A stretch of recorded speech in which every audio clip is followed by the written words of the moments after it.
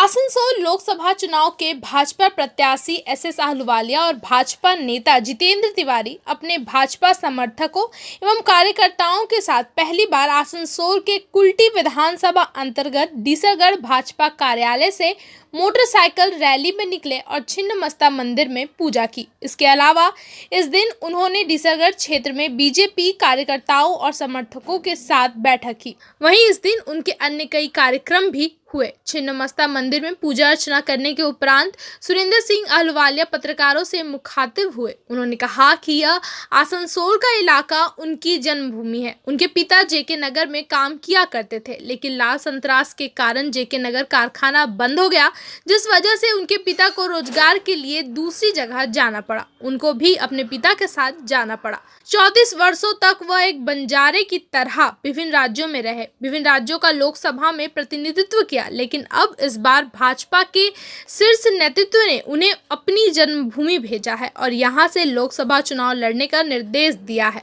उन्होंने कहा कि यह जो लोकसभा का चुनाव होने जा रहा है आसनसोल में, यह चुनाव व्यक्तियों के बीच की लड़ाई नहीं है। यह चुनाव सुरेंद्र सिंह आहलूवालिया बनाम शत्रुघ्न सिन्हा बनाम जहानारा खान नहीं है, यह विचारधारा की लड़ाई है। एक तरफ प्रधानमंत्री नरेंद्र मोदी की सबका साथ, सबका विकास, सबका विश्वास की नीति है, विकसित भारत की नीति है, आर्थिक रूप से मजबूत भारत की नीति है, तो दूसरी तरफ तुष्टीकरण की राजनीति है, कटमनी है, महिलाओं पर अत्याचार की राजनीति है, महिलाओं की तस्करी की राजनीति है, जमीन हड़पने की राजनीति है और लोगों को इन दो विचारधाराओं में से एक विचारधारा को चुनना है।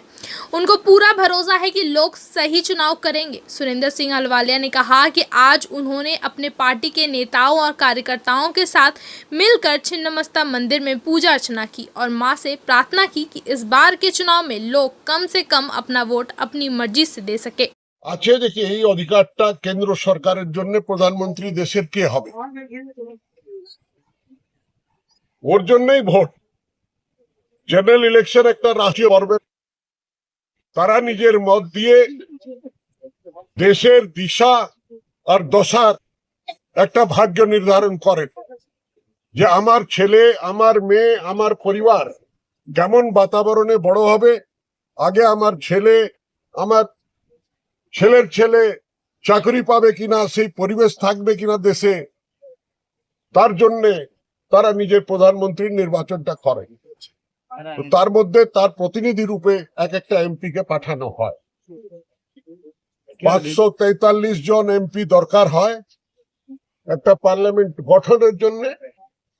তার মধ্যে আমরা অলরেডি আমাদের সরকার আছে গত 10 বছর ধরে, আর এবার তৃতীয়বার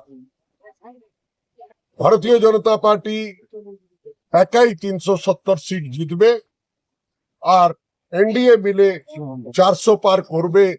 এটাই একটা সংকল্প নিয়ে কন্যাকুমারী থেকে কাশ্মীর আর কচ্ছ থেকে কোহিমা অবধি জনগণ জেগে উঠেছে যে আবকি বার। দেখুন, আমাদের নরেন্দ্র মোদীজি আগেই বলেছেন যে সমস্ত কেন্দ্রেই পদ্ম চিহ্নই আমাদের প্রার্থী, এবং তারপর আসানসোলের মতন জায়গায় যেখানে আমরা একটা এক্সপিরিয়েন্স লোক চাইছিলাম, সেখানে 6-7 বারের সাংসদ, মন্ত্রী ছিলেন, পার্লামেন্টে সমস্ত কিছু বোঝেন, মানুষের সমস্যার কথা কীভাবে পার্লামেন্টে বলতে হয় সেটা জানেন, সেই ধরনের অভিজ্ঞ প্রার্থী আমরা পেয়েছি। ন্যাচারালি ওনাকে নিয়ে আমরা আপ্লুত এবং ওনাকে নিয়ে আজ ছিন্নমস্তা মন্দিরে পুজো দিয়ে আমরা আমাদের প্রচারের কাজ স্টার্ট করি। দেখা যাচ্ছে কুলটিতে প্রার্থী বিক্ষোভে পড়লো এবং কালকে বারাবণীতে একটা গণ্ডগোল হয়েছে এবং সাংবাদিক দিকেও নিগৃহীত হতে হয়েছে। এই ব্যাপারটা আপনি কীভাবে দেখছেন? দেখুন, তৃণমূলের চক্রান্ত এগুলো, আর আপনি দেখেছেন যে তৃণমূলে তো নিজেদের মধ্যে বম মারামারি হয়। তো আমাদের তো এটা ক্ষোভের বহিঃপ্রকাশ হতে থাকে। এত ছেলে সবাই চাইছে যে ক্যান্ডিডেটে ক্লোজ হবো, ওনার কাছে যেতে চাইবো। এটা লড়াইটা, কম্পিটিশনটা কিসের, যে কে ক্যান্ডিডেটকে বেশি ভালোবাসবে তার কম্পিটিশন। আর তৃণমূল কংগ্রেসের লোকরা দেখুন ক্যান্ডিডেট কাছেই কেউ যেতে চাইছে না। তো সেই জন্য আমাদের মধ্যে একটু ভুল বোঝাবুঝি হয়ে যাচ্ছে, একটু ধাক্কাধাক্কি হয়ে যাচ্ছে। সবাই ক্যান্ডিডেট কাছে যেতে চাইছে, অনেক দিন পর ওনাকে পেয়েছে, আসানসোলের ভূমিপুত্র, কিন্তু 30-40 বছর পর আবার আসানসোলে এসছেন। আগ্রহ আছে ছেলেদের যে আমরা যাব, আমার বাবার মুখে শুনেছি, আমার দাদুর মুখে শুনেছি উনি আসানসোলের জন্য অনেক কাজ করেছেন।